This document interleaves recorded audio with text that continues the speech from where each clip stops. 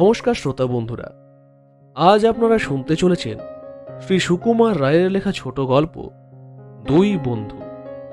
তাহলে চলুন আজকের এই গল্প শুরু করা যাক।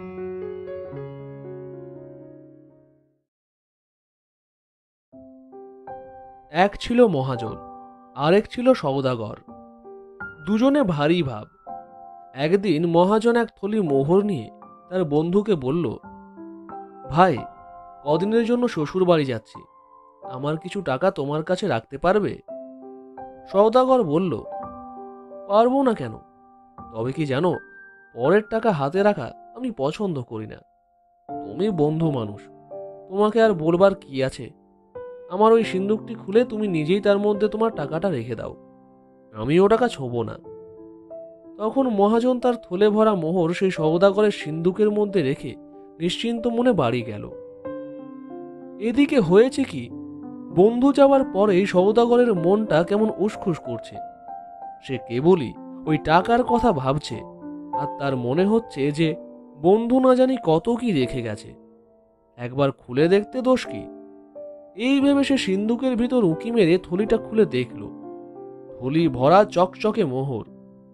এতগুলো মোহর দেখে সওদাগরের ভয়ানক লোভ হলো। সে তাড়াতাড়ি মোহরগুলো সরিয়ে তার জায়গায় কতকগুলো পয়সা ভরে থলিটাকে বন্ধ করে রাখল। 10 দিন পরে তার বন্ধু যখন ফিরে এলো, তখন সওদাগর খুব হাসি মুখে তার সঙ্গে গল্প সল্প করলো, কিন্তু তার মনটা কেবলই বলতে লাগলো, কাজটা ভালো হয়নি। বন্ধু এসে বিশ্বাস করে টাকাটা রাখলো, তাকে ঠকানো উচিত হয়নি। এ কথা সে কথার পর মহাজন বলল, তাহলে বন্ধু, আজকে টাকাটা নিয়ে এখন উঠি, সেটা কোথায় আছে? সওদাগর বলল, হ্যাঁ বন্ধু, সেটা নিয়ে যাও। তুমি যেখানে রেখেছিলে সেখানেই পাবে, আমি থলিটা আর সরাইনি। বন্ধু তখন সিন্দুক খুলে তার থলিটা বের করে নিল, কিন্তু কি সর্বনাশ! থলি ভরা মোহর ছিল, সব গেল কোথায়? সব যে কেবল পয়সা। মহাজন মাথায় হাত দিয়ে বসে পড়ল। সওদাগর বলল, ও কি বন্ধু, মাটিতে বসলে কেন? বন্ধু বলল, ভাই, সর্বনাশ হয়ে গেছে। আমার থলি ভরা মোহর ছিল, এখন দেখছি একটাও মোহর নাই, কেবল কতগুলো পয়সা। সওদাগর বলল, তাও কি হয়, মোহর কখনো পয়সা হয়ে যায়? সওদাগর চেষ্টা করছে এরকম ভাব দেখাতে যেন সে কতই আশ্চর্য হয়েছে, কিন্তু তার বন্ধু দেখল তার মুখখানা একেবারে ফ্যাকাশে হয়ে গেছে। ব্যাপারটা বুঝতে তার আর বাকি রইল না। তবু সে কোনো রকম রাগ না দেখিয়ে হেসে বলল, আমি তো মোহর মনে করে রেখেছিলাম, এখন দেখছি কোথাও কোনো গোল হয়ে থাকবে। যাক, যা গেছে তা গেছে, সে ভাবনায় আর কাজ নেই। এই বলে সে সওদাগরের কাছ থেকে বিদায় নিয়ে পয়সার থলি বাড়িতে নিয়ে গেল। সওদাগর হাঁপ ছেড়ে বাঁচল। 2 মাস পরে হঠাৎ একদিন মহাজন তার বন্ধুর বাড়ি এসে বলল, বন্ধু, আজ আমার বাড়িতে পিঠে হচ্ছে, বিকেলে তোমার ছেলেটিকে পাঠিয়ে দিও। বিকেলবেলা সওদাগর তার ছেলেকে নিয়ে মহাজনের বাড়িতে রেখে এলো, আর বলল, সন্ধ্যার সময় এসে নিয়ে যাব। মহাজন করল কি, ছেলেটার পোশাক বদলিয়ে তাকে কোথায় লুকিয়ে রাখলো, আর একটা বাঁদরকে সেই ছেলের পোশাক পরিয়ে ঘরের মধ্যে বসিয়ে দিল। সন্ধ্যার সময় সওদাগর আসতেই তার বন্ধু এসে মুখখানা হাড়ির মতো করে বলল, ভাই, একটা বড় মুশকিলে পড়েছি। তোমার ছেলেটিকে তুমি যখন দিয়ে গেলে, তখন দেখলাম দিব্যি কেমন নাদুস নুদুস ফুটফুটে চেহারা, কিন্তু এখন দেখছি কি রকম হয়ে গেছে, ঠিক যেন বাঁদরের মতো দেখাচ্ছে। কি করা যায় বলো তো বন্ধু?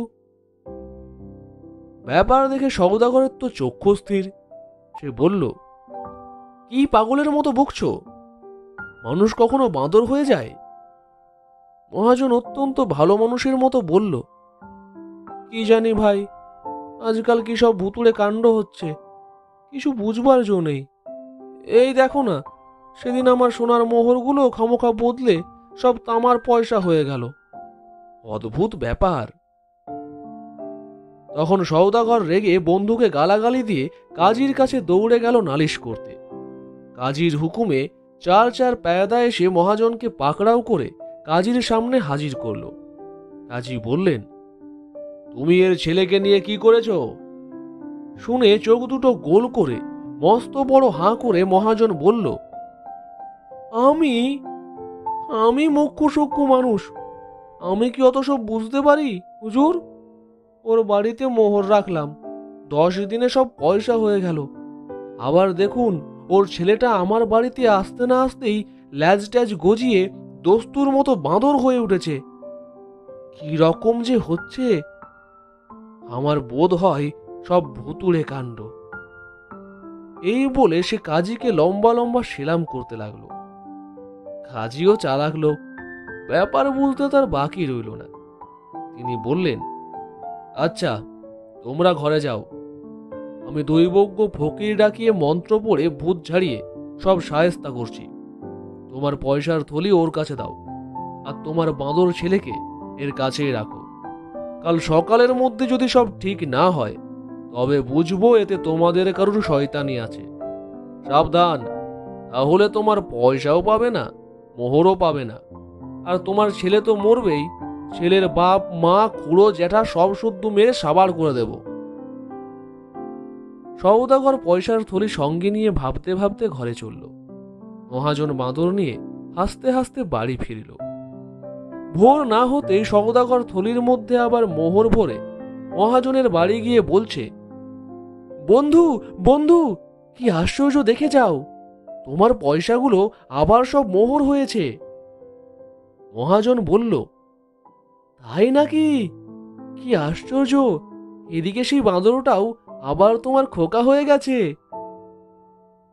তারপর মোহরের থলি নিয়ে সওদাগরের ছেলেটাকে ফিরিয়ে দিয়ে মহাজন বলল, দেখ জোচ্চোর, ফের আমায় বন্ধু বন্ধু বলবি তো মেরে তোর থোঁতা মুখ ভোঁতা করে দেব।